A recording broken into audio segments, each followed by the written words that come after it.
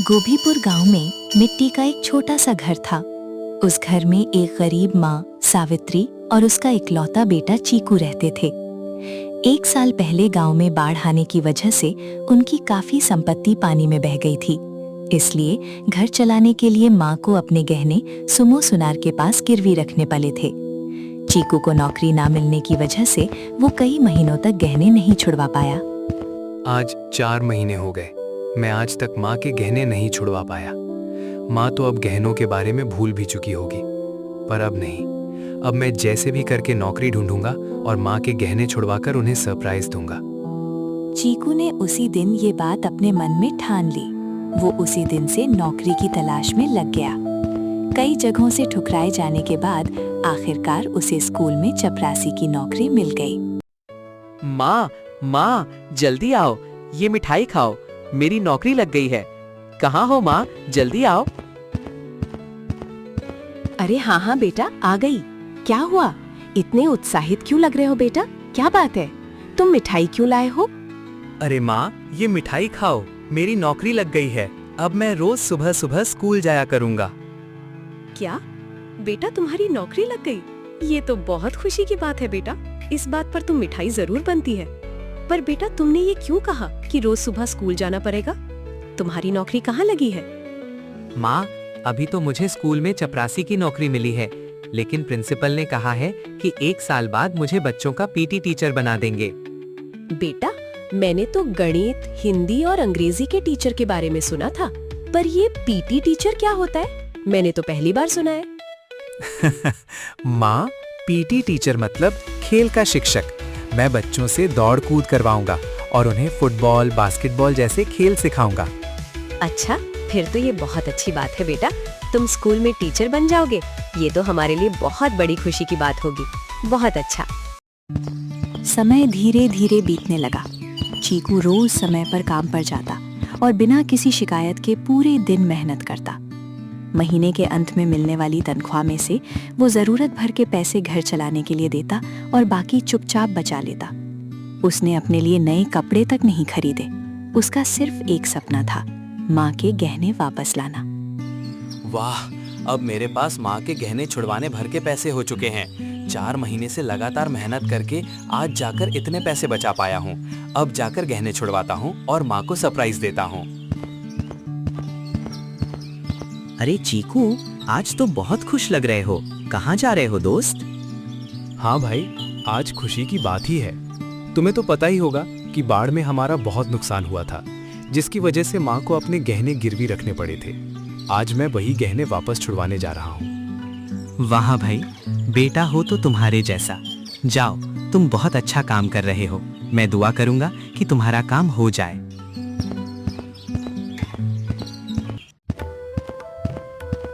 जी बोलिए, आपको क्या खरीदना है? सोना, चांदी या हीरे का कोई सामान? बताइए, क्या दिखाऊं? अरे नहीं, मैं कुछ खरीदने नहीं आया हूँ। याद है, माँ के गहने आपके पास ही गिरवी रखे थे, उन्हें वापस लेने आया हूँ। याद आया? याद आया। 8 महीने से तो मेरे पास ही पड़े हैं। तुम बताओ, अब कैसे याद आ गए गहनों की? अच्छा हुआ अभी आ गए, नहीं तो मैं कुछ दिनों में इन्हें बेचने ही वाला था। नहीं, मैं आज लेने ही आया हूँ। उस दिन आपने इन गहनों के 30,000 रुपए दिए थे, तो लीजिए 30,000 रुपए और मुझे गहने दे दीजिए।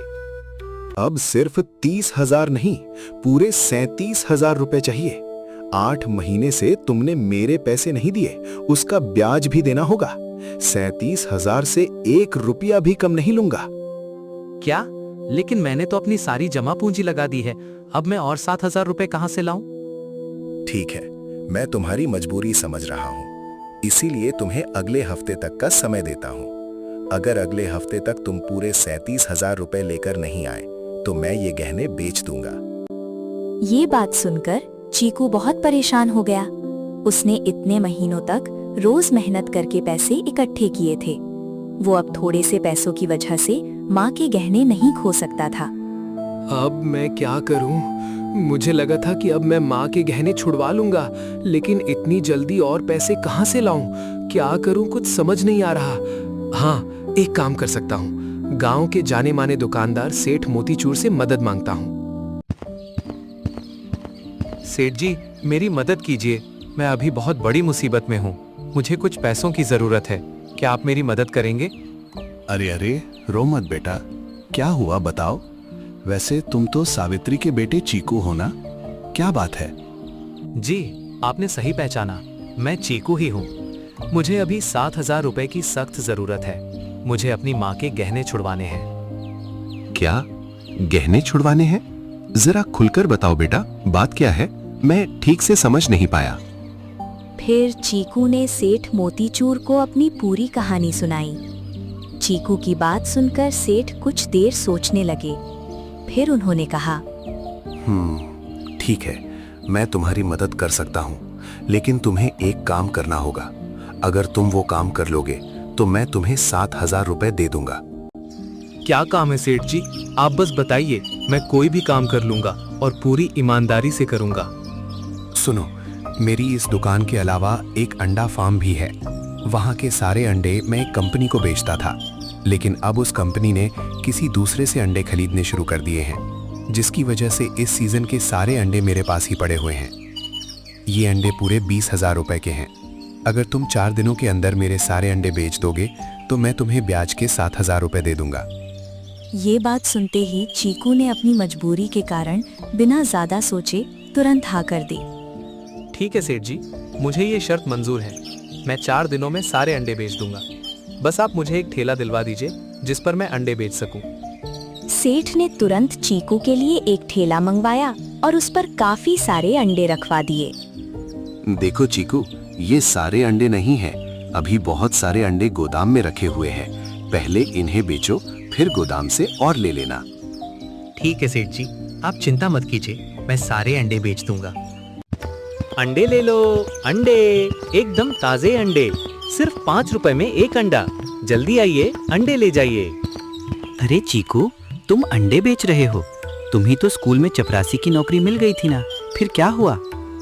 क्या बताऊं दोस्त, हालात ही ऐसे हो गए कि अंडे बेचने पड़ रहे हैं। सुबह मैंने तुमसे कहा था ना कि मैं माँ के गहने छुड़वाने जा रहा हूँ, लेकिन सुनार ने ब्याज की मांग लिया। मेरे पास तो सिर्फ गहने छुड़ाने जितने ही पैसे थे।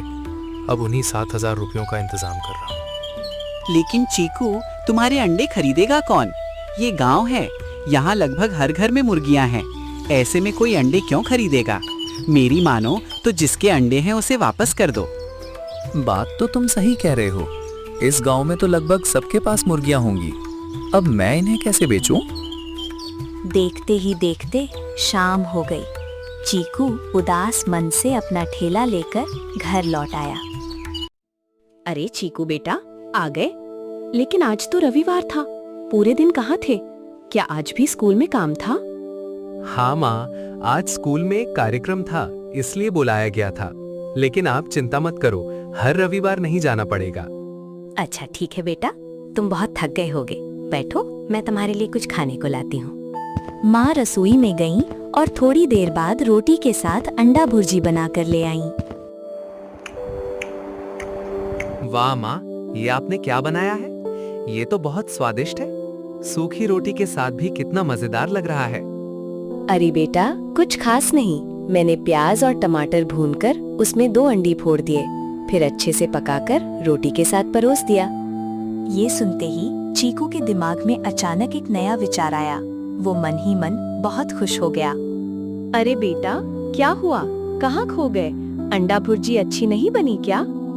नहीं माँ, ऐसी कोई बात नहीं। मैं तो बस कल स्कूल के बारे में सोच रहा था। अब मैं सोने जा रहा हूँ, कल फिर स्कूल भी जाना है। इतना कहकर चीकू अपने बिस्तर पर जाकर लेट गया। लेकिन उसके मन में अगले दिन अंडा भुर्जी बेचने का नया सपना चल रहा था। अगले दिन चीकू सुबह स्कूल गया। आधे दिन की ड्यूटी पूरी करने के बाद वो बाजार पहुंचा और अंडा भुर्जी बनाकर बेचने लगा। अरे भाई, क्या बेच रहे हो? खुशबू तो बहुत अच्छी आ रही है, और ये अंडे भी रखे हैं तुमने। चलो, एक प्लेट मुझे भी देना। अरे, ऐसा लग ही नहीं रहा कि मैं अंडा खा रहा हूँ। स्वाद तो कमाल का है। भाई, ये बनाया कैसे? किसने सिखाया? पहला ग्राहक इतना खुश हुआ कि उसे देखकर और भी लोग वहां आने लगे। भाई, ऐसा क्या बेच रहे हो कि वो आदमी इतना खुश होके गया? कहीं उसे मुफ्त में तो नहीं खिला दिया? अरे नहीं भैया, मुफ्त में नहीं खिलाया, बस उन्हें इतना स्वादिष्ट लगा कि खुश हो गए। अगर आप चाहें तो आपको भी खिलाता हूँ। हाँ भाई, हमें भी चखाओ। खुशबू तो पहले से ही कमाल की आ रही है। वाह भाई, सच में कमाल कर दिया। लगता ही नहीं कि ये अंडे से बना है। बहुत मजा आ गया। और हाँ, एक प्लेट पैक भी कर दो, घर पर भी सबको खिलाऊंगा। जी भैया, क्यों नहीं, और आप अपने दोस्तों को भी जरूर बताइएगा। उस दिन पूरे दिन ग्राहकों की भीड़ लगी रही। चीकू बहुत खुश था, लेकिन उसके मन में अभी भी चिंता थी। लगता है मेरा ये आइडिया काम कर गया। अगर अगले 2 दिन भी ऐसे ही ग्राहक आते रहे तो सारे अंडे बिक जाएंगे और मैं माँ के गहने भी छुड़वा पाऊंगा। आज अंडे बेचने का 3रा दिन है। 2 दिनों में तो काफी अच्छी बिक्री हुई, लेकिन पता नहीं आज क्या होगा। अगर आज भी पहले 2 दिनों की तरह बिक्री हो गई तब बात बन जाएगी। चीकू अभी यही सब सोच ही रहा था कि तभी उसकी माँ बाजार से वापस लौट रही थीं। चीकू बेटा, तुम ये सब क्या कर रहे हो? तुम स्कूल से घर न आकर यहाँ अंडा भुर्जी क्यों बेच रहे हो? आखिर बात क्या है बेटा, मुझे बताओ। माँ को अचानक सामने देखकर चीकू घबरा गया। उसे लगा कि अब माँ को सारी सच्चाई पता चल जाएगी। माँ, तुम यहाँ? तुम बाजार में क्या कर रही हो? तुम्हें कुछ काम था तो मुझे बता देती। तुमने यहाँ आने की तकलीफ क्यों की? बेटा, मैं जो पूछ रही हूँ पहले उसका जवाब दो। तुम यहाँ अंडा भुर्जी क्यों बेच रहे हो? क्या तुम्हें स्कूल से निकाल दिया गया है या कोई और बात है? माँ, अब तुमसे क्या छिपाऊं? नहीं, मुझे स्कूल से नहीं निकाला गया। मैं तो स्कूल की छुट्टी होने के बाद ही यहाँ आता हूँ और अंडा भुर्जी इसलिए बेच रहा हूँ ताकि थोड़ी अतिरिक्त कमाई हो जाए। अगर भविष्य में फिर कभी गांव में बाढ़ आए तो तुम्हें किसी परेशानी का सामना ना करना पड़े। क्या बेटा, तुम मेरे लिए इतना सब कर रहे हो? एक तरफ स्कूल में काम करते हो और उसके बाद यहाँ भी मेहनत करते हो। बेटा, भगवान हमेशा मेहनत करने वालों का साथ देते हैं। एक दिन वो तुम्हारी भी जरूर सुनेंगे। जी माँ, धन्यवाद। अब आप घर जाइए। आप चलते चलते थक गई होंगी। मैं भी थोड़ी देर में घर आ जाऊंगा। आप मेरी चिंता मत कीजिए। उस समय तो चीकू ने किसी तरह बात संभाल ली, लेकिन उसकी मुश्किल अभी खत्म नहीं हुई थी। उसे अभी भी बहुत सारे अंडे बेचने बाकी थे। अरे भाई, मैं सुन रहा हूँ कि तुम बहुत स्वादिष्ट अंडा भुर्जी बेच रहे हो। जरा मुझे भी एक प्लेट दो, देखूं तो सही कि लोग सच कह रहे हैं या सिर्फ तारीफ ही कर रहे हैं। अरे वाह, ये तो सच में बहुत स्वादिष्ट है। और तुम इसे सिर्फ 20 रुपए में बेच रहे हो? शहर में तो ऐसी चीजें बहुत महंगे दामों में मिलती हैं। बहुत बढ़िया। देखते ही देखते शाम हो गई। उस दिन भी चीकू की अच्छी कमाई हुई, लेकिन अभी भी काफी अंडे बचे हुए थे। हे भगवान, जैसे आपने पिछले 3 दिनों तक मेरी मदद की, बस एक दिन और कर दीजिए। अभी भी बहुत सारे अंडे बचे हैं। अगर मैं इन्हें कल शाम तक नहीं बेच पाया तो मेरी माँ के गहने बिक जाएंगे और मेरी सारी मेहनत भी बेकार हो जाएगी। ये अंडे बेचने का चौथा और आखिरी दिन था। चीकू रोज की तरह पहले स्कूल गया और फिर बाजार में अंडा भुर्जी बेचने लगा, लेकिन उस दिन बदकिस्मती से सिर्फ 2-3 प्लेट ही बिक पाए। शाम होते ही सेठ मोतीचूर उसके ठेले पर पहुंचे। तो चीकू, आज 4 दिन पूरे हो गए। बताओ, क्या तुमने सारे अंडे बेच दिए? वैसे देखकर तो ऐसा नहीं लग रहा। सेठ जी, मुझे माफ कर दीजिए। मैं आपके सारे अंडे नहीं बेच पाया। मैंने उस दिन पूरे विश्वास के साथ कहा था कि सारे अंडे बेच दूंगा, लेकिन मैं असफल रहा। अभी भी 40 अंडे बचे हुए हैं। मुझे माफ कर दीजिए। क्या तुम सारे अंडे नहीं बेच पाए? फिर तो शर्त के अनुसार तुम्हें कोई इनाम नहीं मिलेगा। अच्छा, जितने अंडे बेचे हैं उनके पैसे दे दो। जी सेठ जी, ये लीजिए आपके पैसे। एक बार गिन लीजिए। अरे, ये तो पूरे 40,000 रुपए हैं। मैंने तो तुम्हें 20,000 रुपए के अंडे दिए थे। तुमने इन्हें 40,000 में कैसे बेच दिया? सेठ जी, शुरुआत में मैंने कच्चे अंडे बेचने की कोशिश की, लेकिन कोई खरीद नहीं रहा था। फिर मैंने उन्हीं अंडों की अंडा भुर्जी बनाकर बेचना शुरू किया। एक प्लेट 20 रुपए में बेची और लोगों को इतना पसंद आया कि अच्छी बिक्री होने लगी। ये सुनकर सेठ मोतीचूर बहुत खुश हो गए। उन्हें चीकू की ईमानदारी, मेहनत और समझदारी तीनों पसंद आई। चीकू, तुम सिर्फ मेहनती और ईमानदारी नहीं, बल्कि बहुत समझदार भी हो। मैं तुम्हें वादा किए हुए 7,000 रुपए देता हूँ और तुम्हारी समझदारी के इनाम के रूप में 15,000 रुपए अलग से देता हूँ। अब जाओ और अपनी माँ के गहने छुड़ाकर उन्हें वापस दे दो। चीकू तुरंत पैसे लेकर सुमो सुनार की दुकान पहुंचा।